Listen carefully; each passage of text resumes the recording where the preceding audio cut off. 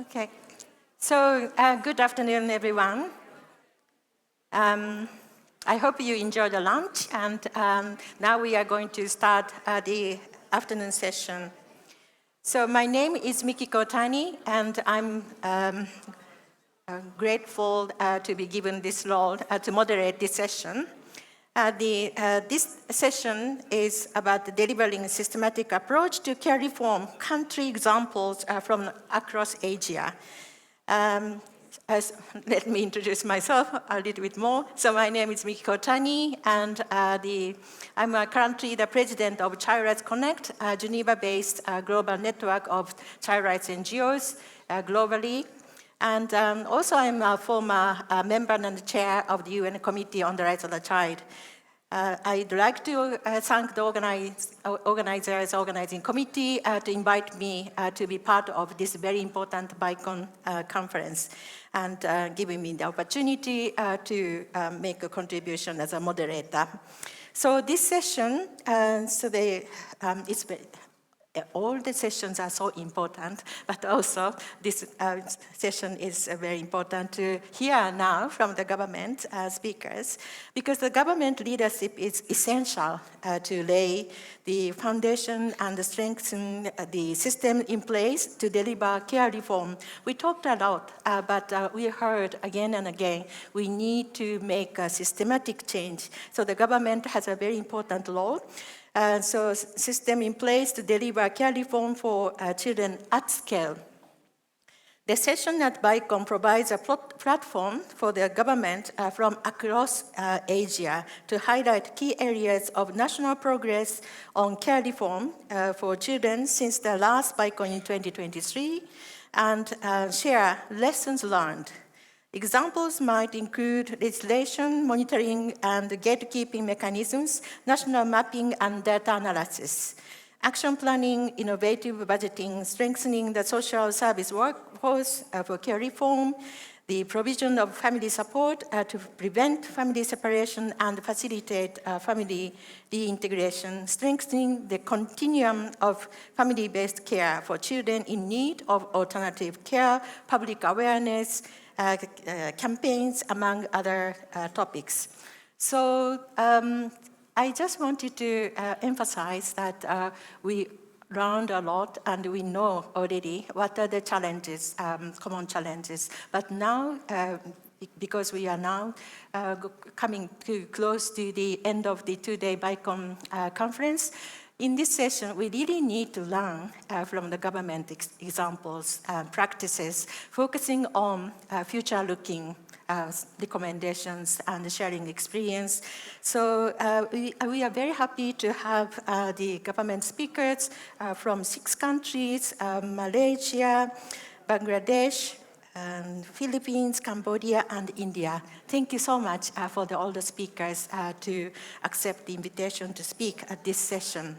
So I asked each speakers to provide an overview of national progress toward care reform and identify key milestones, moments of specific examples that led to this progress, and highlight future policy actions and recommendations to other countries. So the structure of this session, firstly, we hear from each government speakers with a little bit my reflections on each presentation, and after that, I want to first to make some questions, not to specific speakers, but I will present some questions, common questions to all of you, but you can pick up or choose any questions so that you can share your thoughts on specific issues. After that, I will open the floor for the questions from the participants. However, while I am having the conversation with the speakers, with my questions to speakers, I will show the QR code so that the participants can send the questions through Menti.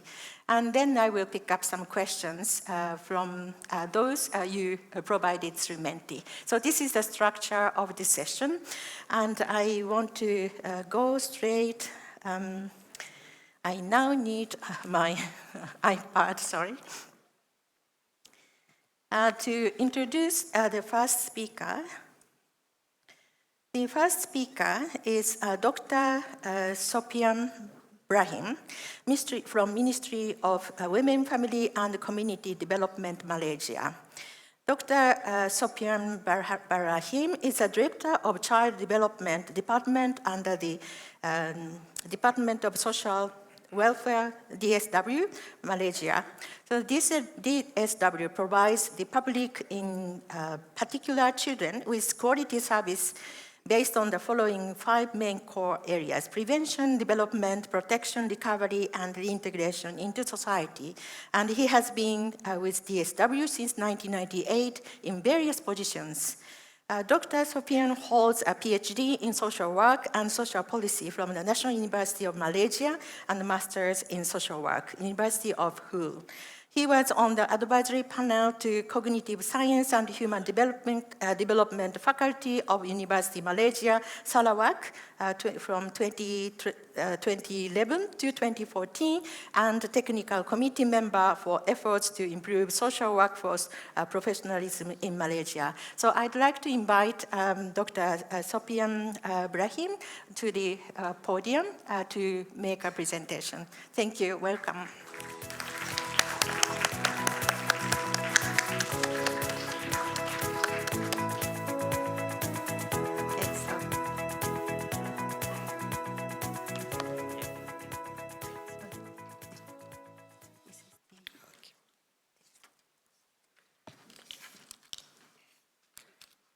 Assalamualaikum warahmatullahi wabarakatuh. Salam sejahtera. Very good afternoon. Selamat datang ke Malaysia. Thank you, Dr. Mikiko Otani, the moderator, distinguished guests, speakers, ladies and gentlemen. Today, I would like to share about Malaysia national progress towards care reform. Thank you in advance. Thank you for the long introduction just now.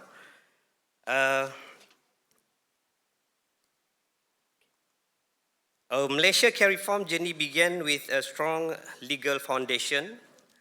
The 2016 amendment of the Child Act 2001 marked a pivotal shift from institutional care to a more friendly-oriented approach. Our vision is clear: no child should grow up without a family environment that nurtures love and belonging. This vision emphasizes that every child deserves the care, stability, and affection that only a family environment can provide. It also reflects the belief that growing up in a family, whether biological family, foster parents, or adoptive parents, is essential for a child's emotional, social, and psychological development.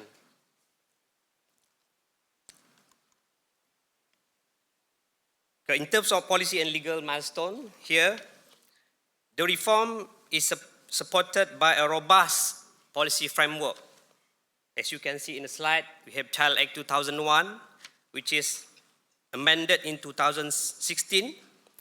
Malaysia officially recognized family-based care as a preferred form of alternative care, aligning with the UN guidelines and alternative care of children.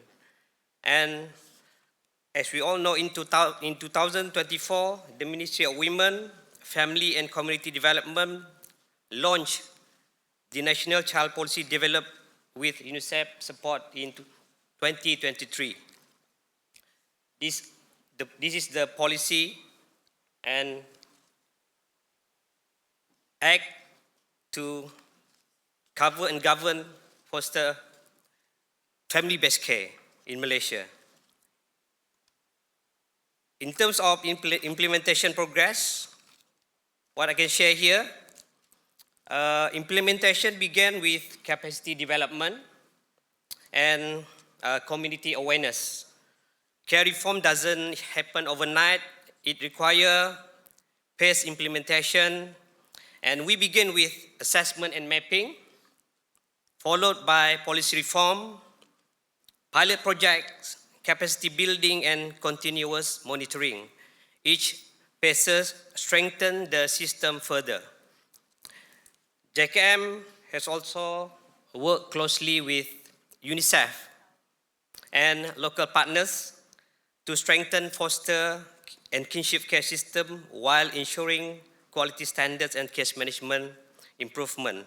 In the development of the manual, we work together with a few NGO, namely Pusat Jagaan Vivekananda from Negeri Sembilan, Shelter Home for Children from Selangor, and our institution involved in this project, RKK Rembau, RKK Tunku Buriah KL, and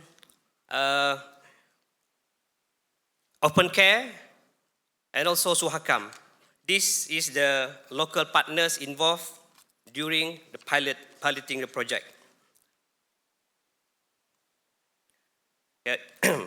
The types of family-based care in Malaysia, we have kinship care, foster care, adoption, and reintegration. So Malaysia recognizes multiple pathways to family-based care, each designed to meet the child's best interests, to meet 7 care needs. For instance, in kinship care, when a child is cared for by a relative, close family friends, and another connected person because they cannot live with their parents. Meanwhile, in foster care, placement of children under the Child Act 2001 by court order or by order of the protectors, and another type of family-based care is adoption. This is through legal process, legal integration into the permanent family.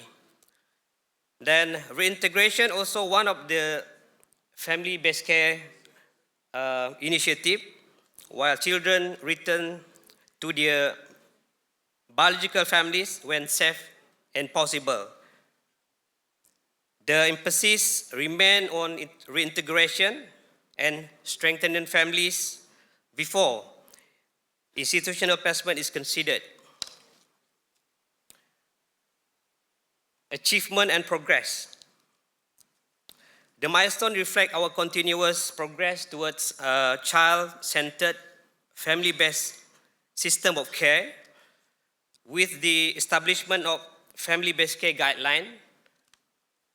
We also achieved very good progress, very good outcome through increasing numbers of foster and kinship care placements. And at the beginning, we conducted pilot deinstitutionalization projects in selected states, which are Negeri Sembilan and Selangor. Then now it has been expanded to nationwide throughout Malaysia, and the department also enhanced case management through digital child protection system. We have system anak now, which go live somewhere in October. Malaysia achievement demonstrate our commitment to international standard under the CRC and ASEAN Declaration.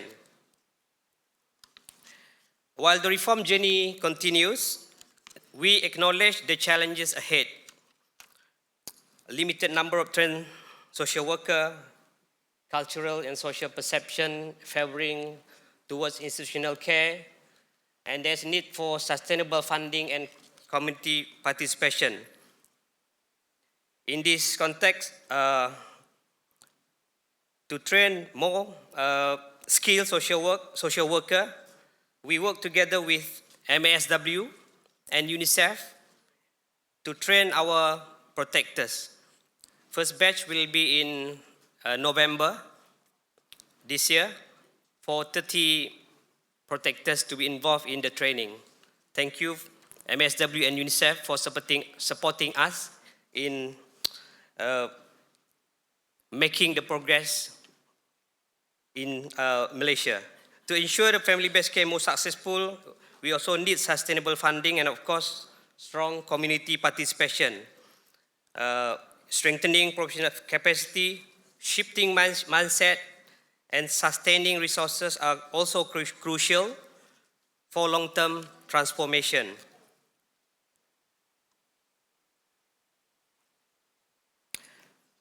The way forward for family-based care in Malaysia, firstly, we're facing the challenges, so Malaysia remains committed to scaling up and sustaining family-based care. Our vision is for every child to grow up in a safe, caring, and permanent family environment. This is the vision, for every child to grow up in a safe, caring, and permanent family environment. In conclusion, every child deserves a family because care begins with connection. Care reform is not just a policy change, it is a shift in mindsets from managing children in institutions to nurturing them within families and communities. Malaysia's journey is ongoing, but our direction is clear. Family first, always. Thank you. Terima kasih. Thanks.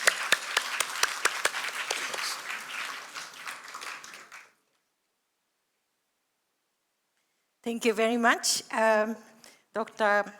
Sopian Brahim, for your presentation and sharing the progress and examples what the Malaysian government is doing. You shared a lot of very important points, but I just wanted to pick up some points. You told us you are already using such as the enhanced case management through digital child protection system as a tool, and also you are doing the pilot, this institutionalization project at this moment selected places, I understand, but it's already showing the achievement, some progress. So I really hope that it will be scaled up at the national level.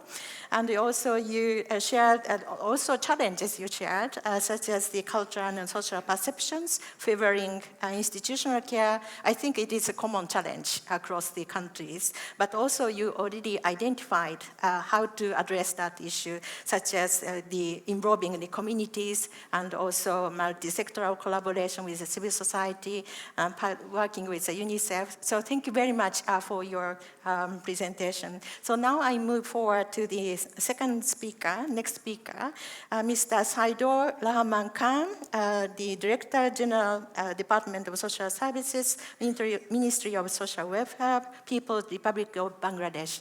So Mr. Khan is the Director General of the Department of Social Services, Ministry of Social Affairs. He assumed this role in 2024, following more than 27 years of distinguished services in the Bangladesh civil service. Throughout his career, he has held important positions in the Cabinet Division, Ministry of Public Administration, and the Ministry of Health and Family Welfare, where he made significant contributions to the governance, policy, and public service delivery. As head of DSS, Department of Social Services, the lead government agency serving underprivileged children, their families and communities, Mr. Khan is steering initiatives that promote inclusive development, child protection, and community-based welfare. His leadership and vision continue to strengthen national systems to better serve the need of vulnerable populations. So let me welcome Mr. Khan to the podium to share the presentation from Bangladesh. Welcome. Thank you.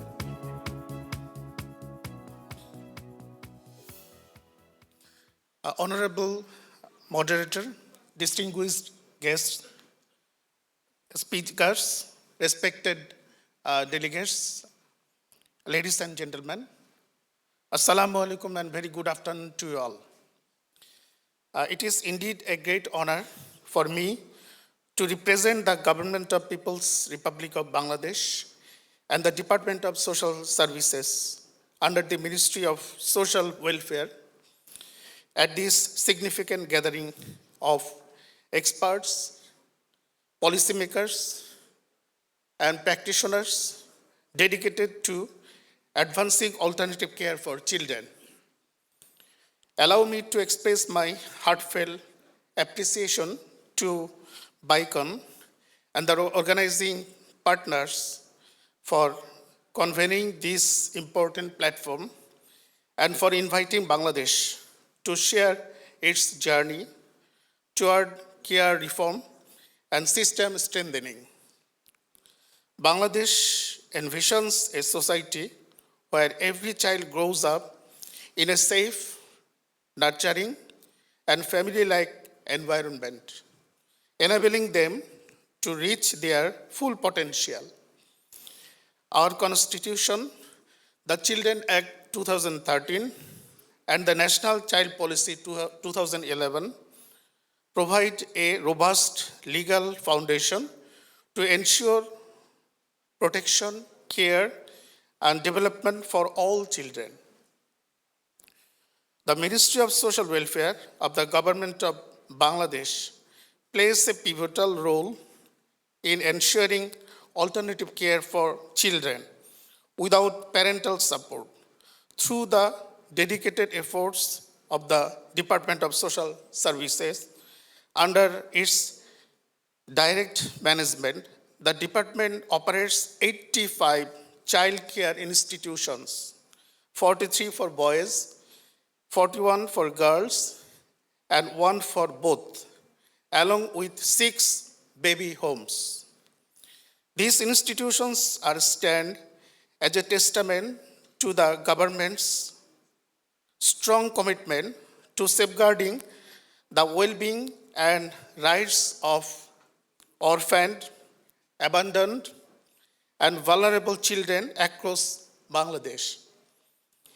Children stay in baby homes until the age of 6, after which they are transferred to child care institutions, government children home for continued care and support.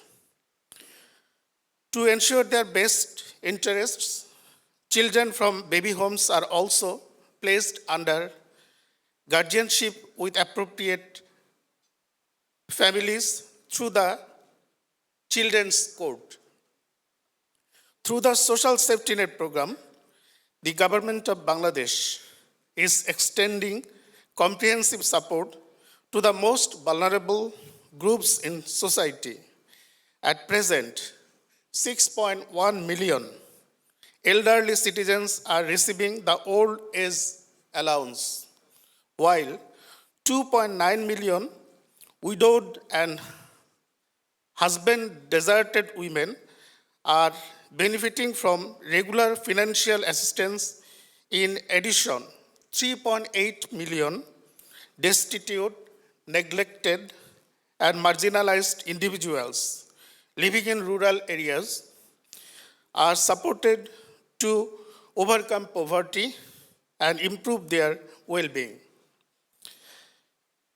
Collectively, these initiatives are making significant contributions towards strengthening community-based care systems and fostering inclusive social protection across the country. In line with the UN Convention on the Rights of the Child and the UN guidelines for the alternative care of children, Bangladesh has been transitioning from a system historically centered on institutional care to one that promotes family and community-based care, a journey that we describe as care reform through systematic change. Our progress in care reform follows a systematic approach built on 4 pillars. First, strong government leadership led by the Ministry of Social Welfare and the Department of Social Services. Second, integrated services that connect care reform with social protection, health, and education. Third, partnership and coordination with NGOs, UN agencies, and development partners. And finally, evidence and learning, using data and regular reviews to guide our actions and decisions. let me highlight a few significant milestones that reflect Bangladesh's progress in systematic approach. Legal and policy frameworks. The Children Act 2013 harmonized national legislation with UN Convention on the Rights of the Child. It formally introduced the concept of alternative care, emphasizing community-based care.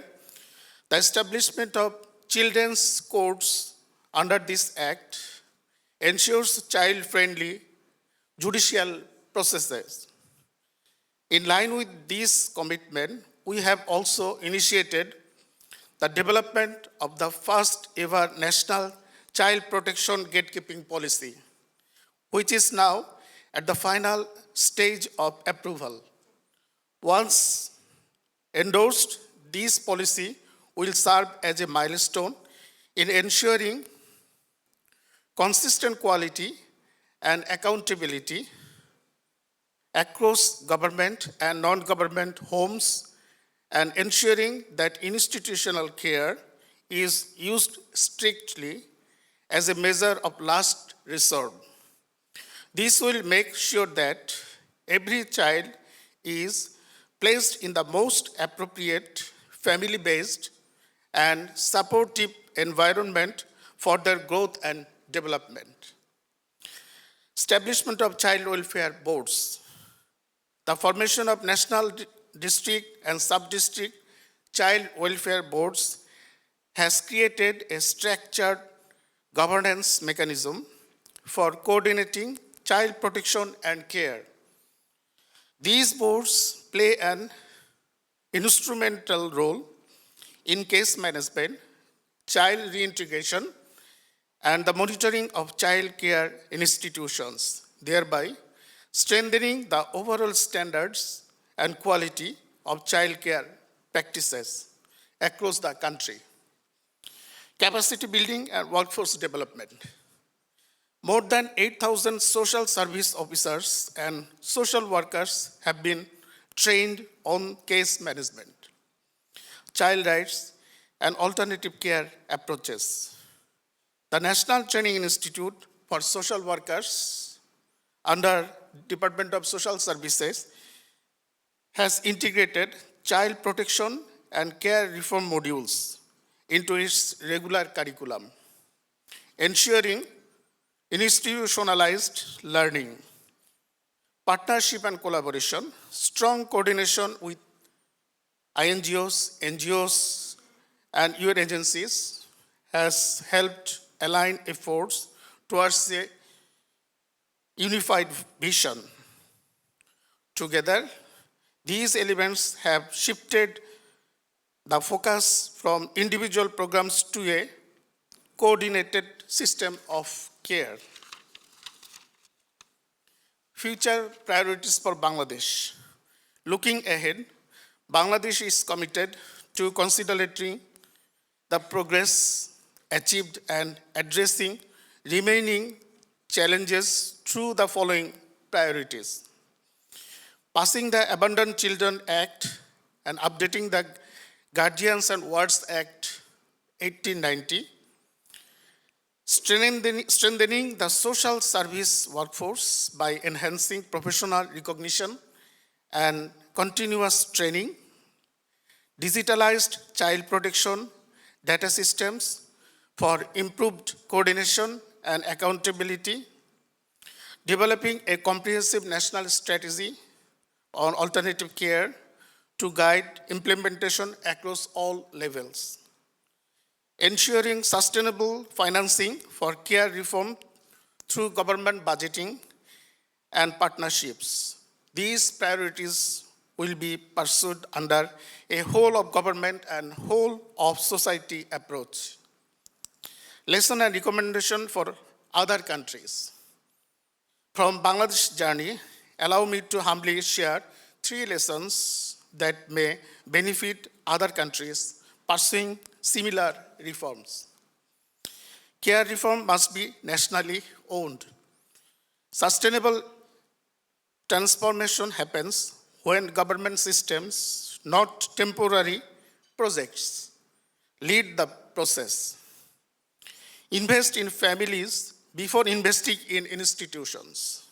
Family strengthening and community support are the foundation for reducing child separation. Build bridges through partnerships and learn from each other. Collaboration between government, civil society, and development partners ensures shared responsibility and collective progress. Cross-country learning, such as this BICON platform, accelerates progress and avoids duplication of efforts. My concluding remarks.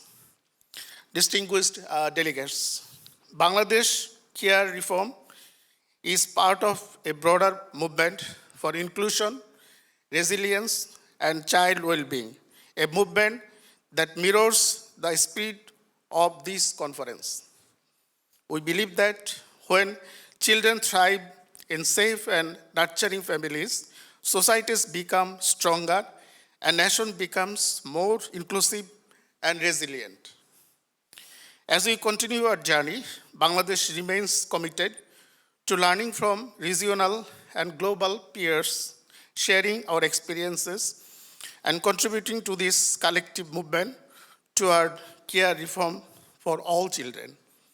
Through continuous policy reform, institutional strengthening, innovative program implementation, and regional collaboration, we are moving toward a future where no child grow up without love, belonging, and protection.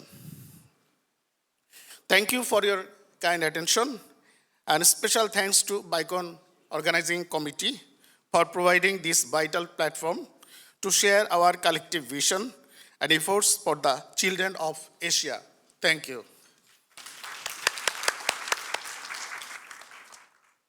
Thank you very much, Mr. Khan, for sharing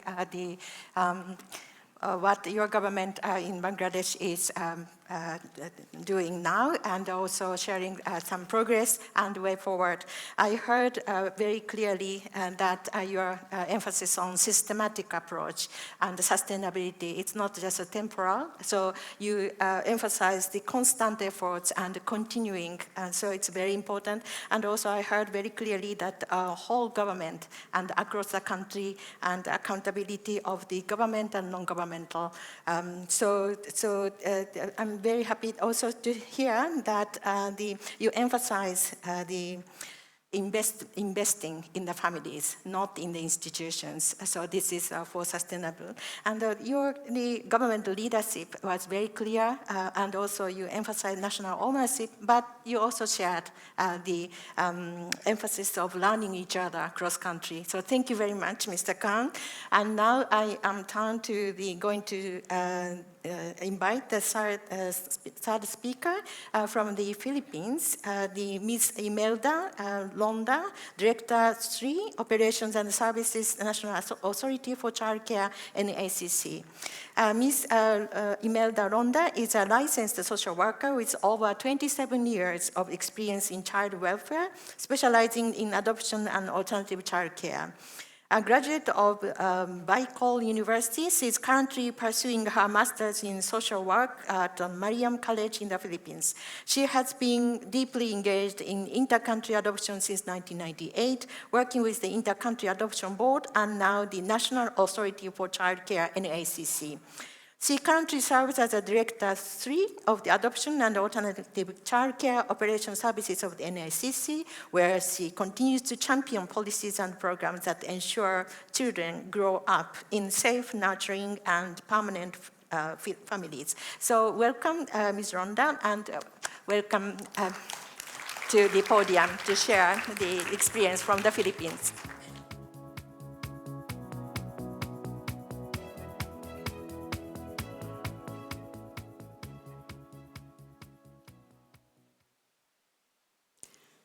So, isang magandang hapon po sa inyong lahat. Good afternoon, everyone. It is my honor to share with you the Philippine experience in delivering systemic approaches to care reform through the National Authority for Childcare, or NACC. So as I mentioned yesterday, in 2022, the Philippines reached a milestone with the passage of Republic Act number 11642, or the Domestic Administrative Adoption and Alternative Childcare Act, which established the NACC as the Unified Central Authority for Adoption and Alternative Childcare. This law marked a decisive shift from institutional care towards family-based solution. So this reform is not only about improving efficiency. It is about ensuring that children find safe, loving, and permanent families without unnecessary delays. So alongside the streamlined adoption process, NACC is strengthening the foster and kinship care. We are forging partnerships with local government units who are the frontliners in this program to expand foster care programs, prioritizing kinship placement to preserve the child's identity and culture, while ensuring close monitoring and protection of every foster child. In emergencies, we also provide immediate medical and psychological support, always safeguarding the child's best interest. So since its creation, NACC has launched systemic reforms and innovative programs that address the unique needs of vulnerable children. Let me highlight a few key initiatives. First is the streamlined adoption process. So under Republic Act 11642, adoption is now an administrative process rather than a judicial one, reducing delays and ensuring that children and families are united more quickly, safely, and efficiently. Second is the foster and kinship care, which remains central pillars of our program. We start from the principle that children grow best within families and communities. Whenever possible, children are placed with relatives, preserving their identity, sense of belonging, and cultural continuity. To sustain this, the NACC has partnered with local government units nationwide, embedding adoption and foster care responsibilities at the community level. We maintain strict monitoring through home visits, compliance checks, and coordination with social workers to ensure the safety and well-being of our clients. Finally, through the NACC Convention on Adoption and Alternative Childcare, we sustain dialogue and global learning. Every 2 years, we host the global consultation, bringing together partners from around the world to align with international standards and respond proactively to emerging child protection issues. Our next global consultation will be held in Cebu, Philippines, from June 30 to July 2, 2026. Furthermore, NACC gladly invites you all to attend our global consultation, and please expect in the next coming weeks an invitation from the National Authority for Childcare. We'll be happy to partner with you for this global consultation. So beyond service delivery, NACC continues to push for policy reforms to make childcare systems more responsive, sustainable, and child-centered. We are advocating for amendments of our Foster Care Act, or the Republic Act number 10165, to simplify processes, strengthen support for foster families, and make foster care more accessible to children in need. We are also supporting the passage of the finalized Administrative Inter-Country Adoption Bill, a landmark measure that will streamline inter-country adoption, shorten waiting times, and ensure that children living for inter-country adoption are already legally adopted by their prospective adoptive parents and issued with a new certificate of live birth. These reforms, taken together, aim not just to improve efficiency, but to reinforce legal safeguards, upholding children's rights, and promote family-based care as a preferred and sustainable solution. NACC also gives priority to children and youth with unique vulnerabilities, particularly those preparing to leave care. Our flagship initiative, the Kaya Ko program, which stands for Kaalaman, Abilidad, Yamang Angkin Ko, or Knowledge and Abilities for Youth Advancement, is a partnership between the government and NGOs. It equips young people transitioning out of care with essential life skills, vocational training, and livelihood opportunities, enabling them to achieve self-reliance and dignity. We also hold together Kumustahan session for child placing agencies, providing venues for technical sharing, peer learning, and problem solving. These sessions strengthen collaboration and ensure that standards of adoption and alternative childcare remain consistent and child-centered nationwide. Together, this initiative reflects a holistic approach. While we secure permanent families whenever possible, we also prepare children in temporary care to thrive independently. As part of our ongoing commitment in inclusion, NACC implements programs that strengthen the capacity of foster and adoptive families to care for children with disabilities. We provide specialized training in trust-based relational intervention, or TBRI, a trauma-informed approach that helps families build trust, promote healing, and nurture resilience in children who have experienced trauma. Alongside this, the capacity building for social workers and foster parents in handling foster children with disabilities program ensures that caregivers are fully equipped to address each child's unique emotional, developmental, and physical needs. Through this intervention, we aim to create nurturing, responsive, and inclusive family where every child, regardless of ability, can thrive. Central to the success of care reform are the professionals delivering these services. Social workers play a vital role in assessing, preparing, and supporting children and families throughout the adoption and foster care process.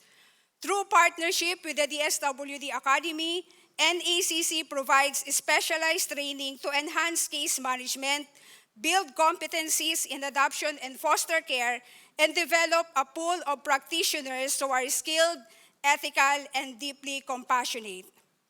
Investing in social workers is quite simply an investment in the future of every child under our care. Reforms become stronger through collaboration. So since 2024, NACC has convened national conventions on adoption and alternative childcare to mobilize support, engage communities, and drive policy advocacy. On the regional and international stages, NACC works closely with the Hague Conference on Private International Law and its Asian counterparts to enhance the implementation of the 1993 Adoption Convention. Through workshops and exchanges, we promote transparency, shared accountability, and continuous improvement of childcare system. NACC also recognized that laws and systems must be supported by public awareness. We have launched 5 major nationwide campaigns. The NACC Awareness Campaign brings adoption and alternative childcare messages to communities and local government units. The Proud Ampon Campaign, which celebrates adoption as a source of pride and belonging. The League of Heroes Campaign, which honors the everyday champions of childcare.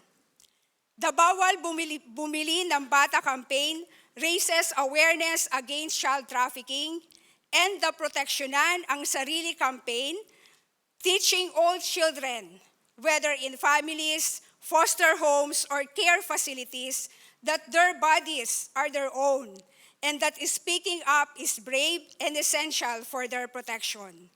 And each June, we also celebrate Adoption and Alternative Childcare Week nationwide. reinforcing our shared commitment to give every child a place to belong. In conclusion, the Philippines experience shows that systemic care reform is both possible and sustainable, with the right combination of strong laws, institutional commitment, and collaborative partnership. By accelerating family-based care, investing in our social service workforce, harnessing technology, and deepening regional collaboration, we can ensure that every child in the Philippines and in Asia grows up in a safe, loving, and permanent family. So let us remember one of our national campaign theme, which is the proud Ampon. Ampon is a Tagalog word for adoption or adopted, and it has this acronym. The Ampon, which stands for anak, which is child, M for magulang, which is parent, pamilya, which is a family, ordinary, ordinaryo pero natatangi, ordinary yet unique. We are all part of this shared journey. Together, we carry the responsibility and the pride to make sure that no child is left behind and that every child knows they truly matter. With that, thank you very much po. Maraming salamat sa inyong lahat. Thank you very much, Ms. Ronda, for sharing the experience from the Philippines. So you reminded us of the importance of not only the promoting foster care and kinship care, but the monitoring of those care, and also the adoption is another form of family-based care, and to provide a permanent solution to those children who do not have a family environment. So because we talked a lot for the last 2 days, it's very necessary for all the children in institutions to return to their own families or family-based care. So you shared again, you talked yesterday also, but you shared with us the efforts of the Philippines in streamlining the procedure for the adoption. And also we were all excited to hear the National Convention on the Alternative Care and Adoption, which will take place in June next year. And so thank you very much. And also it's a very important, you said, involving local communities, but also bringing those local community to meet with the global partners at the global consultation, and support for transitioning and special training for the foster or adopting families with the children with disabilities to provide the special skill. And finally, I wanted to highlight what you said about the campaign targeted to children themselves. And you said that they should learn that every child has a right to safety and protection. So thank you very much again, Ms. Ronda. And now I am turning to the next speaker, Mr. P.F.E. No, I hope I'm pronouncing correctly, from the Ministry of Social Affairs, Veterans and Youth Rehabilitation, Cambodia, with more than 16 years experience promoting child rights and child protection within the Cambodian government. His current role to develop, implement, and monitor the strategic plans, policies, and legislation frameworks to strengthen child welfare and child protection throughout Cambodia, including implementation of the alternative care for children, promoting the family-based care through the foster care and kinship care, domestic adoption, child integration from residential care to their community, the standard operational procedures for child protection and involvement of the drafting the child protection law. So welcome, Mr. Fino, to the podium to share your presentation.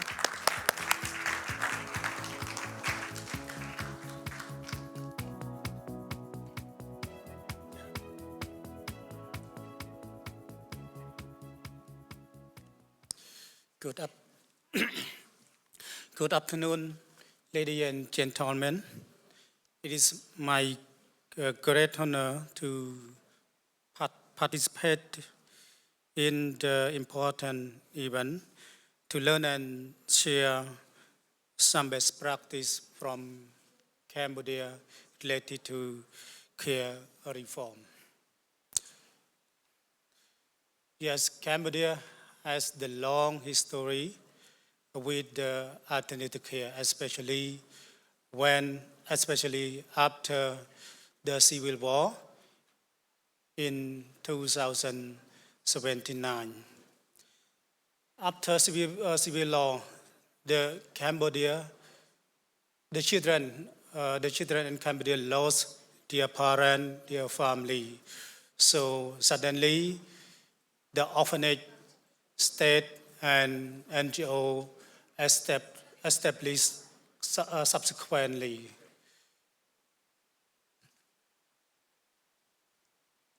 It is a background of some information of the Cambodia OCI, including the state OCI and NGO OCI. Like I mentioned, after civil war, the OCI in Cambodia increased suddenly based on the information here. The OCI increased from over 150 in 2005 to the 254 in 2015. But this number increased when we did the mapping that's supported by UNICEF Cambodia. Based on the mapping, we found that in Cambodia we have the facility in over 600 that have the children and youth stay in center over 35,000. It is many children who live in OCI if we compare to the population in Cambodia, because in Cambodia in 2015 we have the population of around 15 or 16 million. So it is many children stay in orphanage. Based on this mapping, we found that most of them, around 80%, have the parent alive, both or alone. It is a reason that we cooperated with UNICEF and development partner to do care reform in Cambodia. It is a mapping that I mentioned. I mentioned. Based on this mapping in 2015, we found that residential care in institution around over 400, and other facility in the community that around more than 200. So totally, that I mentioned over 600. It is a large number in Cambodia. It is a reason that I want to rest that the parent or authority, local authority, decide to place children in OCI. First, because of poor. Yes, when I mentioned after civil war, my country's economy is collapsed. We start from zero. So the many people living with poor. Yeah. Social and cultural factors such as stigma, psychosocial issues such as sustained abuse. External factors such as war and civil conflict that I mentioned. Other factors including migration, disaster, death of parent, or remarriage. And the parent of children in poor family and village think that resident talk here can fulfill child basic needs such as shelter, food, clothes, as learning. It is the behaviors of the local authority.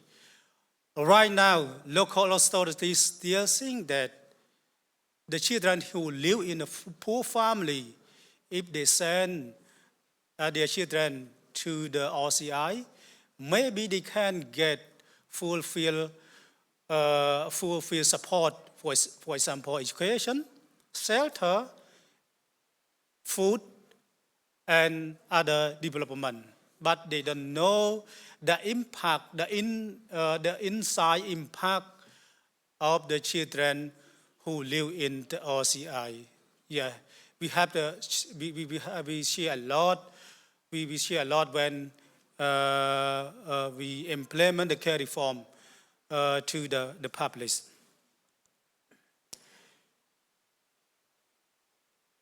It is a key strategy that we rest to do care reform in Cambodia, as we want to reduce RCI and also children to become their family and community. First, we strengthening the legal framework and implementation. Yes, there has been a remarkable improvement in policy and guidelines related to child protection, alternative care, with the great participation and contribution from CSO, UNICEF, or donor community. This lead harmonize the practice. One point that important for care reform related to the regulation reform. In 2015, the government of Cambodia, we developed the sub-degree for RCI management. That the sub-degree, we identify the issues of the, we classify the qualification of the children who need to place in RCI. And we have the article for do inspection and also the controls of the NGO RCI, and also we have the sub-degree for transfer the function to subnational for monitor and do inspection the all RCI in Cambodia. The second point, we have the clear action plan. In 2015, the action plan we launched and implement since 2016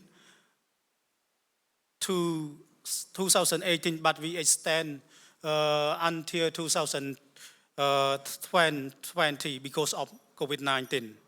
The action plan on safety return of 30% of children from RCI.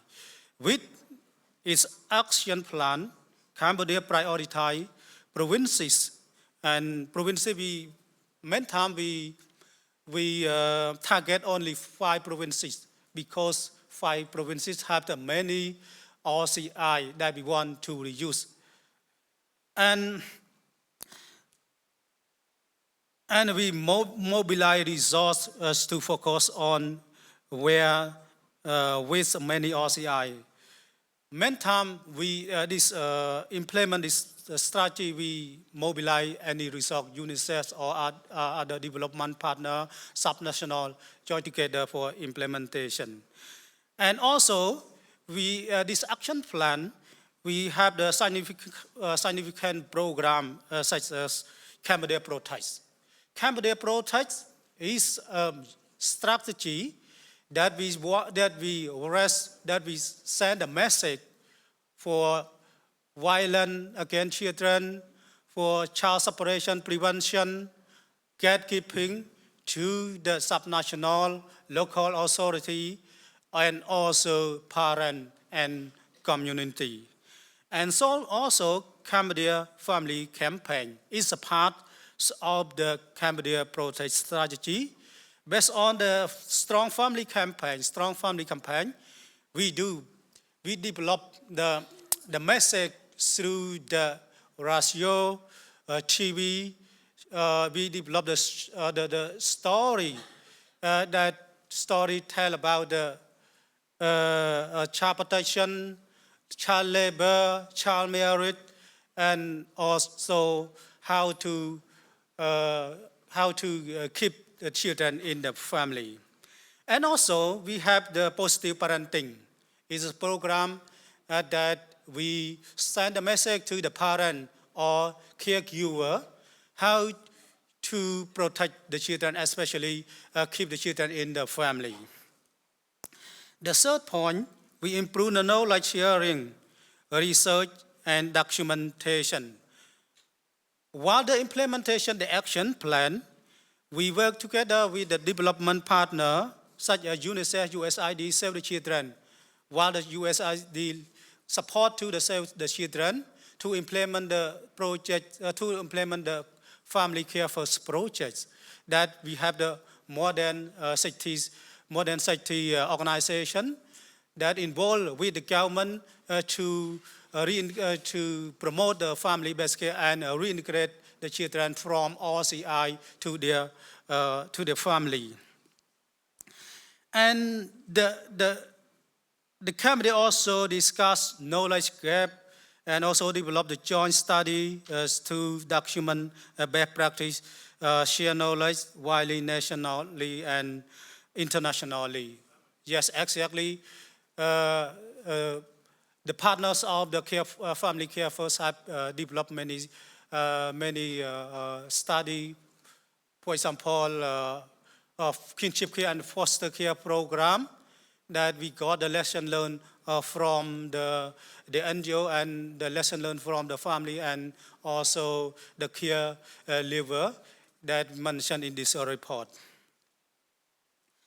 The fourth, collaboration and operation approach with especially with UNICEF and other development partner. Like I mentioned, we have the more than 60 NGO partner joined with the government implementation action plan, relevant regulation. It is a good approach that the government, our government, did not do alone. We call the collaboration with UN agency, development partner, especially in the collaboration. We work closely with the subnational, provincial, district, and commune level. Because of the government of Cambodia, we transfer the function through the decentralized the function to the subnational, especially management and monitoring the RCI in the local. Okay, I will. 5 minutes more. Based on this approach, Cambodia has achieved remarkable care reforms such as numbers of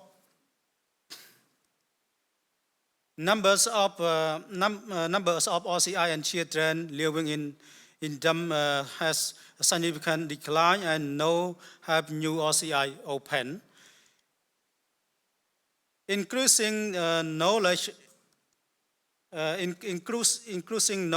on family-based care, preventing the child separation from their family, and gatekeeping among social workers, local authority, and parents through promoting the kinship and foster care program, and the strategy for Cambodia protest.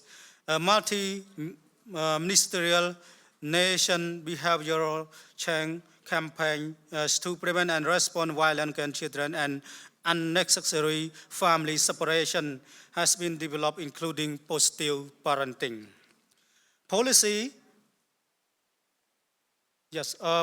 Policy and legislative framework improvement. We have revision of alternative care policy aligns with UN guideline on alternative care in 2010. Right now, our alternative care policy in Cambodia, placement children in OCI is the last resort and the last option and temporary.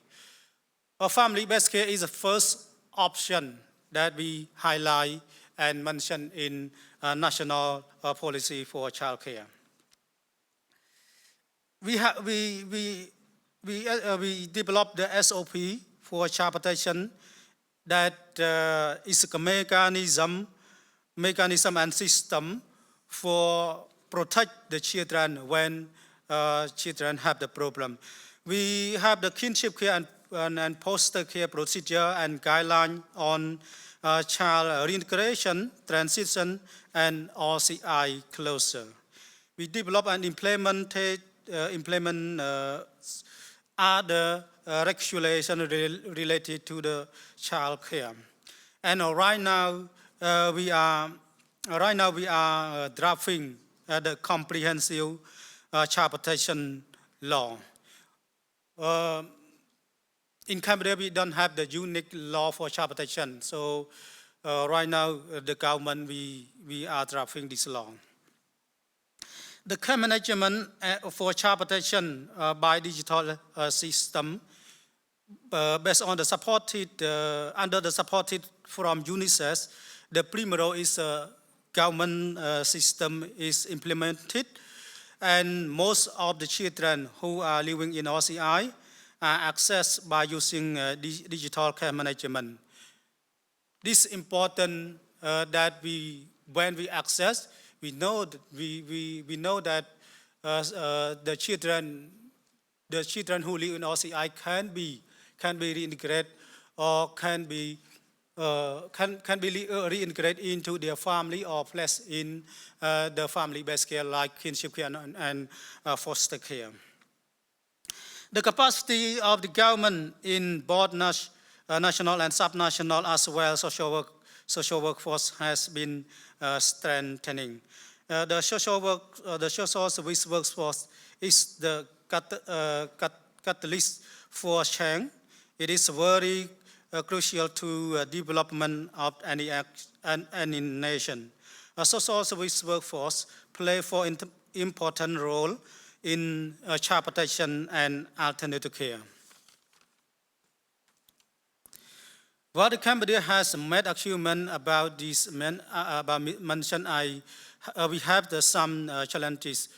First, limitations of the number of the social worker is important because in Cambodia, the social service workforce is a new term that we use the existing local government, especially from the commune. Limitation local resource for social service. While we implement care reform, we have the resource. The resource we depend on the resource from the partner. And we gap in the comprehensive child protection law. The last, with the important event, I would like to highlight on the lesson learned from the care reform in Cambodia. First, policy and legislation reform are effective. A strategy mix of policy, legal framework, and programmatic intervention can significantly improve regulation of the alternative care sector. Like I mentioned, we revision of the national policy for child care, and also the procedure for kinship care and foster care, and also procedure for child protection in place.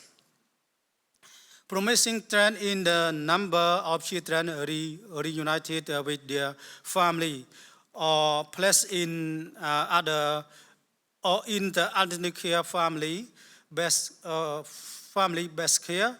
A smooth and safe integration of children, especially when OCI step close with the government involvement, require robust oversight mechanism.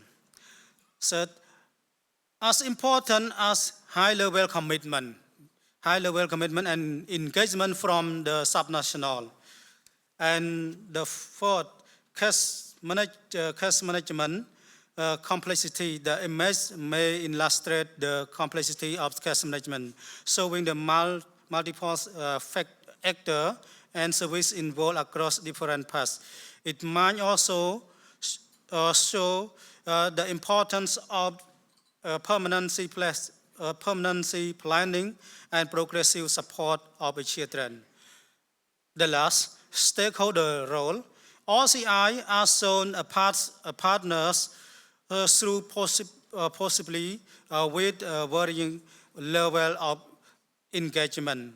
The image may highlight the needs of individual support to OCI to improve collaboration and outcome. Thank you. Thank you very much to share the very detailed example of the progress can be achieved. So congratulations that we have seen very clearly from the graph that if the government is very committed with well-designed policy, law, and integrating the community, so the progress is happening. And so congratulations, and also thank you for sharing a very important other aspects, such as the importance of the local government authority, because we need to address their perception that living in the residential care is better for the children. So we need to work together with a partnership. You mentioned also working with the non-NGO civil society, but also with the UNICEF and case management system. But it was very impressive to see that actually you had a very clear targeted number, but actually the progress, the outcome has went beyond the targeted number. So thank you very much for sharing the promising the examples. So now I am going to the last but not least, the final speaker of this session, Ms. Patra, chairperson from India. So she is chairperson of the Odisha State Commission for Protection of Child Rights, bringing over 17 years of experience in social work. Prior to this role, she served as Vice President of Odisha Development Forum, where she worked as to align government initiatives with civil society efforts to advance the development of marginalized communities, with a particular emphasis on the empowerment and protection of women and children. So let us welcome Ms. Patra to come up on the podium to share the experience from India.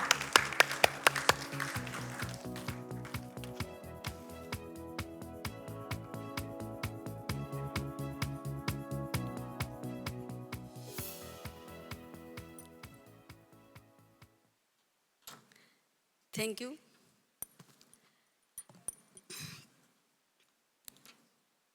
Jai Jagannath.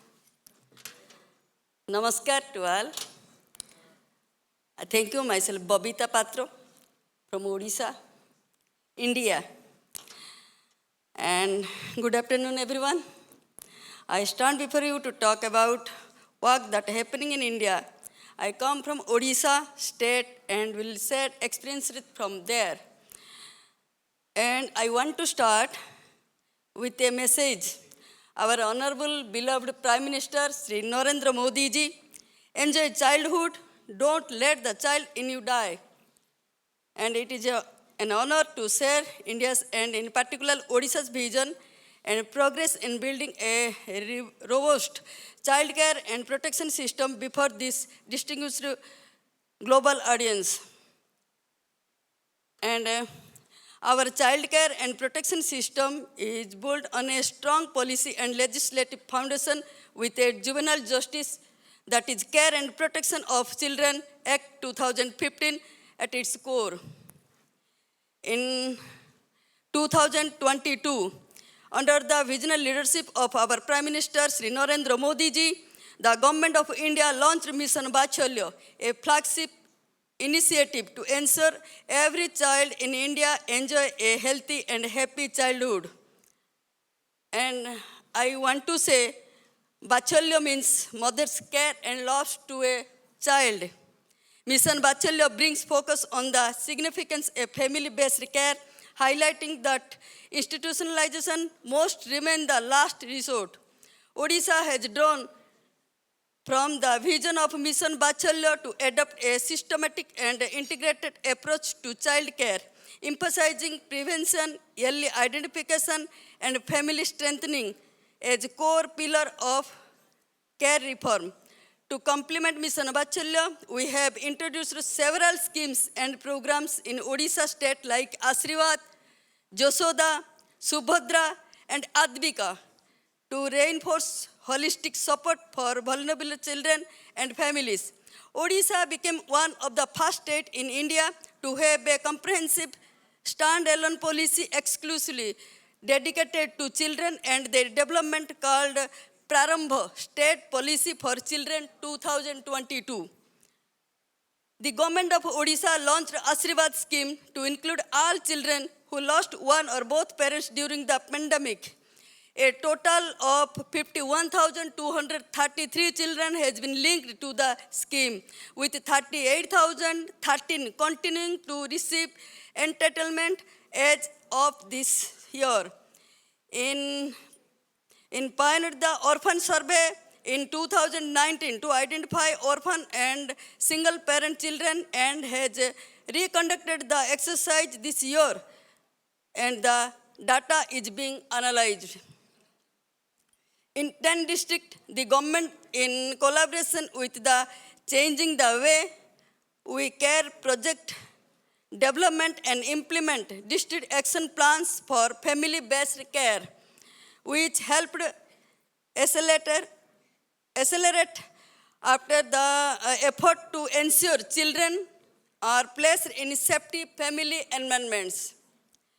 To strengthening monitoring, accountability, and convergence at all levels of government, we have institutionalized a day for children, a quarterly platform for across-sectoral review and coordination on child-specific issues.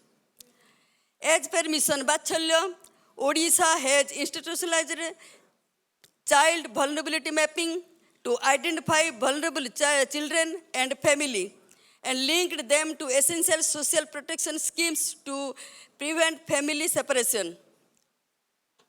In the 5 districts where the exercise was piloted, over 1 lakh vulnerable children have been identified, with nearly 50% of them linked to social protection schemes so far. Following a multi-stakeholder state consultation on protection of children with disabilities in 2024, the government of Odisha has initiated a statewide disability survey to ensure identification and inclusion of children with disabilities. Odisha is implementing Mission Vatsalya with a strong focus of deinstitutionalization and family reunification, with 2,315 children deinstitutionalized in the last year. Through sponsorship, the government is providing financial support to 4,603 vulnerable children living with their family. Foster care is being promoted as a viable alternative for children without biological families, with 31 children currently benefiting from foster care and placement across the state.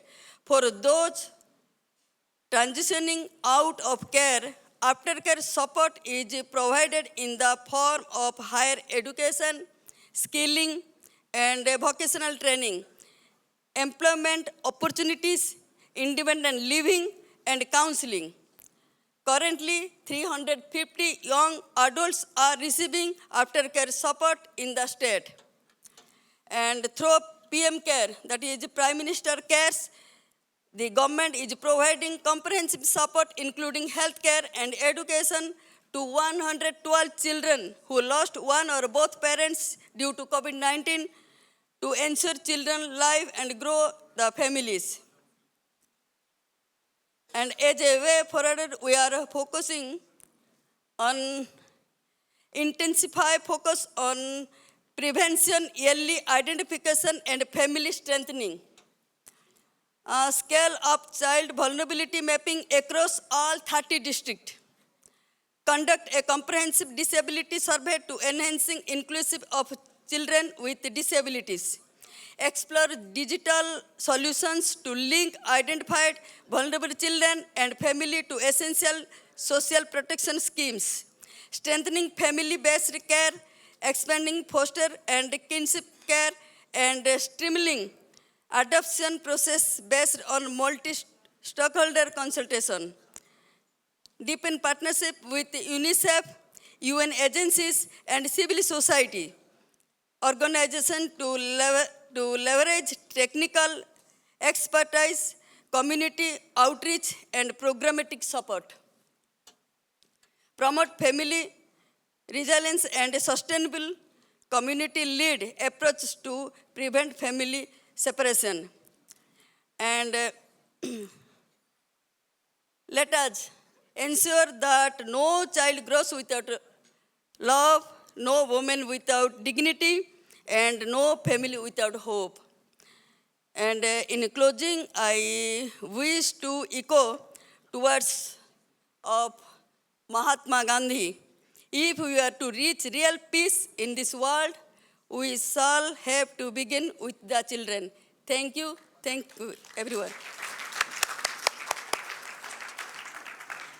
Thank you very much, Ms. Patra, to share.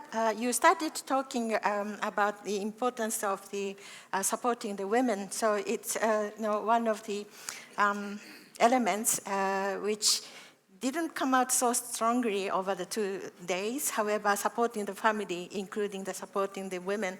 And also it also was mentioned, I think, in some of the presentation from other countries, protecting the women, like from the domestic violence. So thank you very much. And also you raised very important elements, such as we talk all about the prevention, how to prevent the family separation. And as part of that preventive mechanism are the identification and vulnerability mapping. So thank you very much for sharing such very concrete examples.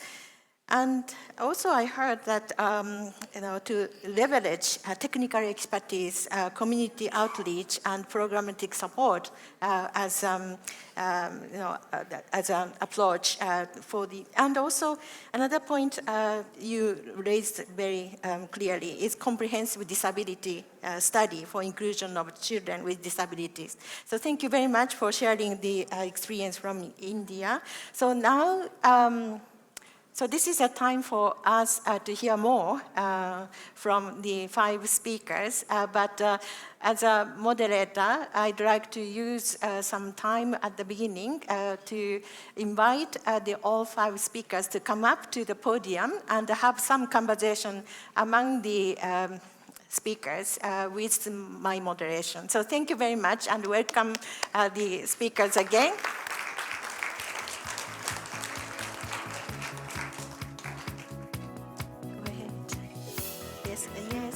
Yes, go ahead. And yes.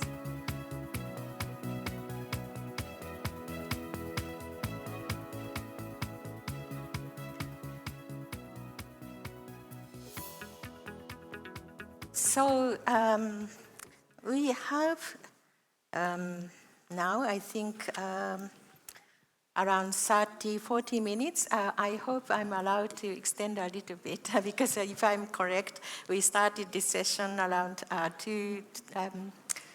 minutes past 2 or something. And I think that people want to hear more from the government speakers. So now I'd like to pose 3 questions And this is a question not to specific speaker, but questions for all of you. And I'd like to invite you to choose the questions to respond based on your the presentation or what you couldn't share in your 10 minutes presentation because I understand that you have more to share. So, I just give you the idea about the three questions. One is the collaboration with civil society stakeholders. Second, the increasing public budget allocations, including how to strengthen social service workforce because it also requires the budget. But the second question is budget allocation. Third question is about gatekeeping mechanism. I think some of the speakers mentioned, or the slides mentioned gatekeeping mechanism, so I want to hear more. So please think about which question you want to choose.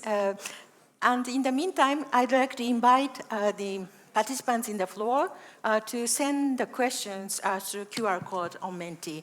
After hearing from the government speakers responding to my three questions, I will open the floor. But firstly, I will go through the questions I'm receiving from QR code. And then if I don't have many, then I will open the floor. So I will read my three questions.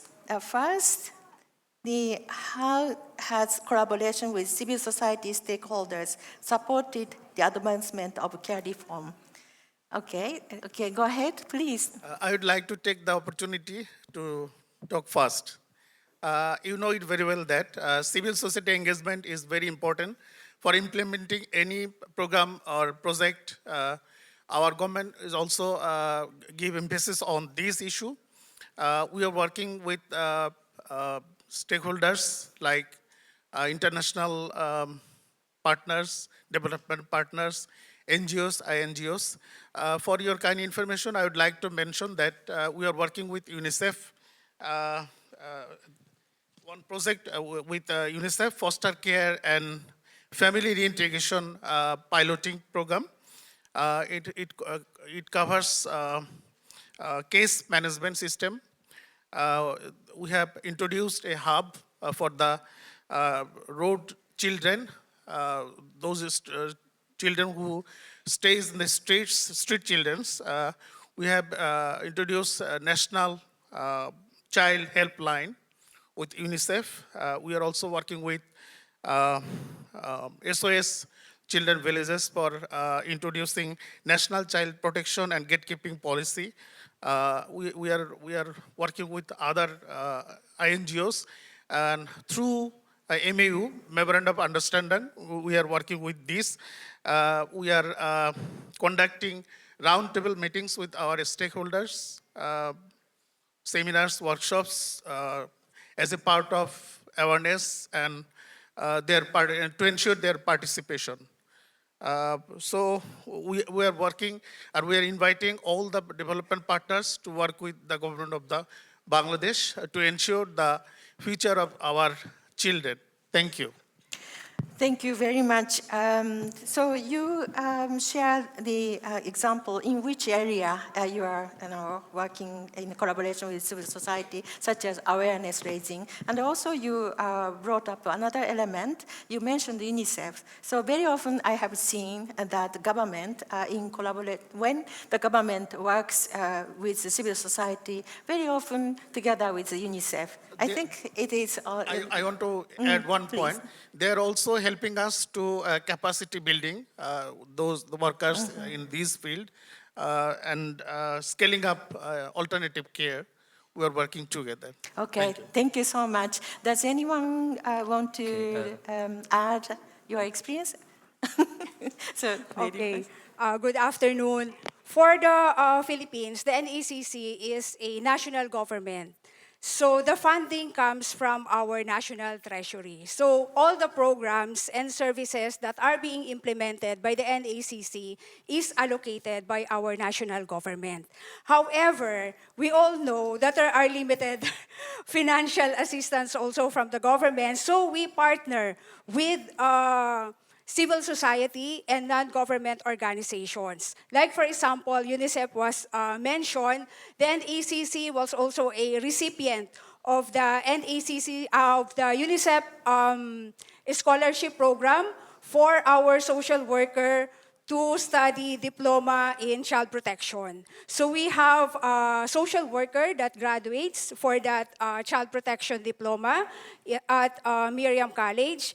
And we also partner not just with other government agencies, but most importantly, just like I emphasized in my presentation, that we partner with the local government units. Because in the Philippines, the local government units have their own budget allocation. So we would like to tap the budget allocation of the local government units because they are actually the frontliners for this alternative childcare programs and adoption of the NACC. Okay? Because they are the one that provides immediate services to their constituent in the local government units. Aside from the budget, I would like also to emphasize, I'm speaking on personal experience, okay? I'm a social worker, I'm a licensed social worker in the Philippines, and I've been a social worker for 27 years. So I know the importance of strengthening, heightening the capacity of the social service workforce. Because personally, I believe I cannot give what I do not have. Okay? How can I give service? How can I help the children that comes to my attention, to our care, if I do not have the capacity or the capability to help them? That's why the NACC invests in the capacity building of social workers. Aside from compliance, because the social worker in the Philippines has to be licensed to practice social work. We have to study a 4-year course in the university, then we have to pass a licensing examination for social workers before we can practice our profession as social worker. And aside from the licensing, every 3 years, we have to renew our license. Okay? That is in compliance to our Professional Regulations Commission. And every 3 years, we have to study, we have to be trained, because we need to comply for the continuing professional education of social workers. Now, to help the social worker have this training, the NACC provides them with capacity building trainings, especially for case management on adoption and alternative childcare. Because social workers, to be able to attend that training, we have to pay for the training to be able to attend that training. But with NACC, we provide that training, we coordinate with our Professional Regulations Commission, and enrolled that courses on adoption and alternative childcare as part of the continuing professional education. And we provide that training to social workers without any pay. We bring them to the hotel, we provide for their hotel accommodation, we provide for their meals so that they don't need to pay. Because we want them to be capacitated to be able to help the children that comes into our care. So thank you. Thank you, Ms. Ronda. So you shared many important elements, additional points from in addition to your presentation. So because Mr. Khan said the collaboration with the civil society, including capacity building, and now you, Ms. Ronda, mentioned one of the support from the civil society or collaboration is financial support. And then you touched upon the national governments and also collaborate with the local governments about the budgeting, because budget is needed. And you explained in such a way that strengthening social workforce requires the cost and budget because and also you said the local governments is a front line. And so it's so important to community-based, but also the budgeting elements as well. So I saw previously so I will give the floor to you, sorry, and then after, please go ahead. I'd like to add more point on collaboration just now, which my friends explained. It takes a village to raise children. That's everyone knows about the importance of the whole system to be part, to focus on children, to raise the kids. Collaboration in civil society has been crucial in advancing care reform. In civil society organization also play a strong role in advocacy, capacity building, and community-based service delivery. Partnership with NGO also important in support family integration, foster care promotion, and preventive services at the community level. UNICEF and local partners have also provided technical support and training to enhance case management and alternative care practice. This is in the context of Malaysia.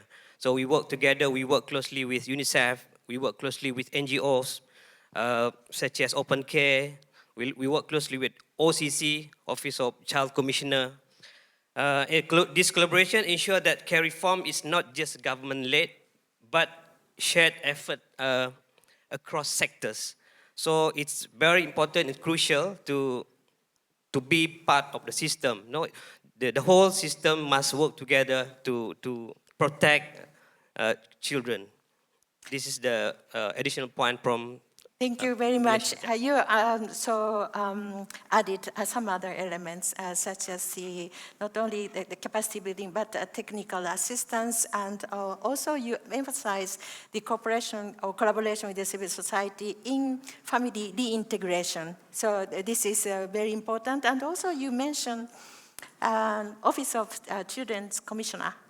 So we didn't talk much in these 2 days about the role of national human rights institutions such as the Human Rights Commission or Commissioner for the Children, but this is another important actor in this whole discussion. So thank you very much, and now I want to give the floor to Ms. Okay, thank you. I would like to share the experience from the government of Cambodia that we collaborated with the NGO partner. Maybe I want to rest the few points, but for first point, the government of Cambodia, we call the NGO partner involved with the government in the first step for designing the program or action plan, especially the action plan for reintegration children from OCI by 30% from OCI to the community. We call them and design together. In this action plan, we put the role and responsibility of the NGO partner, including UNICEF donor, play the role for donor, and also include the role of the NGO. Meantime, we mostly Ministry of Social Affairs, we developed the joint agreement, 3-party government, Ministry of Social Affairs, NGO partner, and UNICEF, that we call the 3PC partner. That this action plan, we put the role and involve with the government for implementation of the care reform plan. And next, we work with the Save the Children, implement the family care first that's supported by USAID.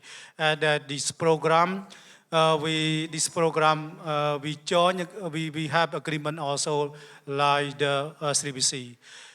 And then when we implement, we can co-cash management. The government and the NGO partner can share the cost or can share the cash when the social worker to do cash management, especially children who live in OCI. That Primrose system can interoperation with the OSCAR system that implemented by NGO partner. It is I want to rest with how to collaborate with the NGO partner. Thank you. Thank you very much. We hear again and again from all the speakers about the importance of the collaboration with the civil society and how actually you are working in partnership. Please go ahead.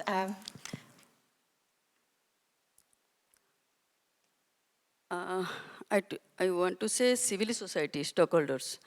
And Odisha is deeply committed to building a future where every child thrives, supported by strong systems through our continued partnership with long-standing alliance like UNICEF and other CSO instead. Finally, to bring all efforts together, the government of Odisha has institutionalized a quarterly initiative called A Day for Children. That is a day for children dedicated to review and coordinating child-related issue and intervention across relevant sector to all levels of the government.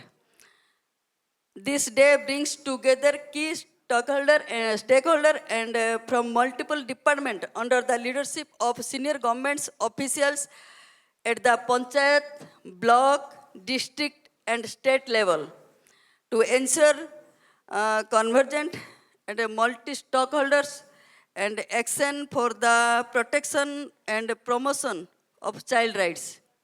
Thank you. Thank you very much. We heard very clearly from all the speakers the importance of and how you are in which way and in which area working in collaboration with the civil society. So thank you very much for sharing more detailed information about the partnership with the civil society. I am conscious of the time given to me to moderate this session. The original idea was start conversation with the questions from me. However, I now am faced at a challenge. I received many questions from the floor. Thank you very much for making this session more participatory, raising the questions. But now I need to use my prerogative to choose the questions. It's very challenging. You will see so many questions actually I received.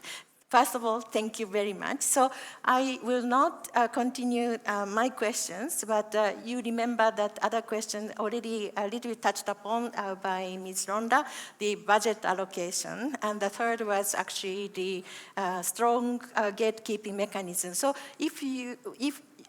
so now I am sharing some questions from the floor, but if you want to add some more words on the budget allocation or gatekeeping mechanism, you can do it when you take the floor, you take the microphone. So one of the questions I found, so 2, 3, 4 questions from the participants actually raised the same issue, which is participation of the lived experience caregivers. So how actually the caregivers who have care experience are involved in the reform or policy design. And so this is the, I clustered all questions which asked the government speakers about the involvement of the caregivers. So in care reform or or designing the policy and implementation. Can you share how actually the caregivers are heard or involved in those processes? Anyone I would appreciate can respond. You go ahead, Yes, please. Thank you. Let me answer first the gatekeeping mechanism. So in the Philippines, since we are a state party to the 1993 Hague Convention, we abide with the principle of subsidiarity. We all know what the principle of subsidiarity is. You know, we want to keep the Filipino children in the Philippines. So the inter-country adoption would be the last resort. But before even for domestic adoption, our priority is to provide intervention to families who are relinquishing their children for adoption. We do not just accept the child, you know, and have the parents sign the document, what we call deed of voluntary commitment, which is relinquishing their parental authority over the child to the state. We Sopian. provide first services, What time is it intervention now? to the family Okay, to Sopian. keep the child with So them. I need- Okay? When all efforts failed, that's the time that we will accept the child in the care system, whether it's for domestic adoption or for foster care, or for inter-country adoption. And we also have a layer of mechanism when we do the adoption process. We have first the regional matching. So we want the child to preserve the culture and identity in their own region. So if the child is coming from the Mindanao region, the child will remain in the Mindanao region. If that fails, then we will go nationwide. We will look for other adoptive families from the other parts of the country. And that, if it fails, then that's the time that we will clear the child for inter-country adoption. So that's the mechanism that we provide. And we have a multidisciplinary team of experts in every phase of the foster care and adoption phase. So that's the gatekeeping mechanisms that we have. So for the engagement of our stakeholders in relation to policy formulation, whenever the NACC has a guidelines or policy, we have a council that is the policy-making body of the NACC. However, before a policy can be elevated to our council, it will go through the process of consultation with our stakeholders. So it depends on the type of policies that we implement, but we ensure that all our partner agencies, especially those child caring agencies or the social work agencies that caters to children in temporary care, we consult them first before a policy can be implemented or signed by our council. Thank you very much. Now I am facing the challenge because I understand that we actually need to close this session. However, I know that this question about the involvement of the boys and having the caregivers as a partners in this care reform, we really want to hear. So I am a little bit embarrassed now that I need to close the session. However, I believe that I am looking at the organizing committee if there is any way to receive some the responses from the government speakers to these very important questions, not necessarily now. And also I wanted to share the kind of questions. Okay, thank you very much. You helped me. And so I just want to share what kind of questions I received other than the participation of the caregivers, such as how the private residential care facilities, how can we encourage those non-governmental or private residential care facilities to promote family-based care policies? And also, how can we promote family-based care without depending too much on the donors. And also we see up and down in the reform process because of the emergencies or political change. So how we can sustain those reform. And finally, we talk a lot, but how we can move to the next step. So this is just to share what kind of questions I received, but let's use 3-4 minutes to hear more from you, focusing on the question of the child participation, the participation of caregivers in the care reform. If you have any information to share from your government, national experiences, we'd like to hear. Anyone? Thank you very much. In Bangladesh, caregiver profession is not recognized and it was not dignified profession. But after the COVID-19, it has come in front, and our government and public sector is working on it, training them, and we are sending them to Japan. Heavy need from Japan. They're asking for sending people, caregiver from Bangladesh. So government is giving emphasis on it. We have already institutionalized this process, and we are providing training to the caregivers. And we think that, and the government thinks that caregiver must be in the focal point for ensuring alternative care and other cares. So it is now a dignified profession and recognized in Bangladesh. Thank you very much. Thank you very much. Any other sharing I'd like experience? to Thank you. share our experience in developing a policy, drafting act. We have involvement of Children Council, not specifically on care lever, but indirectly they're involved in policy development, in many discussion platform we have Bayu, legal department. This is very important for us for children to participate in policy making. Just recent, our children, our kids also have a session with Parliament. This is very significant point and significant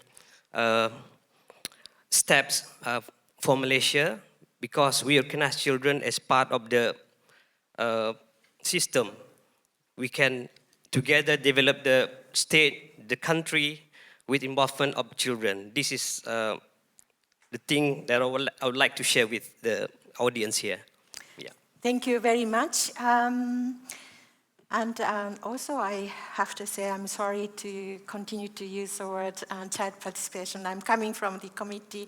I already finished my membership in the committee, but in the last 8 years, always speaking child participation. So very automatically the child participation, the word comes into my mouth, but we are talking about the participation of the caregivers who are already grown-ups, but they have lived experiences, and their voices need to be integrated in the care reform. So, so having said that, I'd like to express, I'm very sorry, but I need to conclude, but I hope that the more information from the government, in particular about how the caregivers are involved, and also if you want to respond to those questions, I hope that the organizing committee can share the questions with you so that you can share more in response to the interest from the floors. There are a lot of questions actually addressed to all of you. So thank you very much. I need to close this session, and I'd like to appreciate again all the speakers for their sharing their experience and responding to the questions. So please join me to make a applaud. Thank you very much. And so now we are going to have a very, very short coffee tea break, and maybe 5 or 6, 7 minutes. And we are asked to come back to the next session by, somebody tells me, 4 o'clock, 4 p.m., 4:10. Okay, great. Thank you very much. So 10 minutes past 4, 4:10. Please come back. Thank you very much again. Thank you very much.